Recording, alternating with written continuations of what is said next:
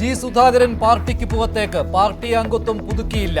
പ്രകോപന കാരണം സുധാകരൻ പരിഗണന അർഹിക്കുന്നില്ലെന്ന പാർട്ടി സെക്രട്ടറിയുടെ പരിഹാസം.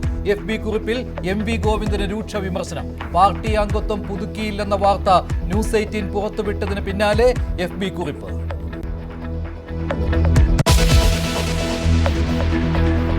സീറ്റ് വിഭജനം ഉടൻ പൂർത്തിയാക്കാൻ LDF കേരള കോൺഗ്രസുമായുള്ള തർക്കം പരിഹരിക്കാൻ ശ്രമം. സ്ഥാനാർത്ഥി പട്ടികയ്ക്ക് അന്തിമ രൂപം നൽകാൻ CPM സെക്രട്ടേറിയറ്റ് ചേരുന്നു. CPI നേതൃയോഗങ്ങൾക്കും തുടക്കം.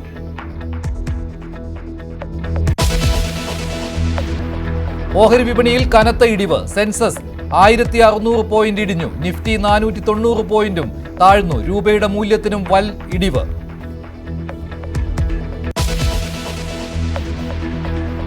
വിമാന സർവീസുകളിൽ ഇന്നും പ്രതിസന്ധി. കരിപ്പൂരിൽ നിന്നുള്ള 65 വിമാന സർവീസുകൾ റദ്ദാക്കി. നെടുമ്പാശ്ശേരിയിൽ നിന്ന് 39 വിമാനങ്ങളുമില്ല. ഗൾഫ് രാജ്യങ്ങളിൽ നിന്നുള്ള കേരളത്തിലേക്കുള്ള സർവീസുകളും വൈകുന്നു.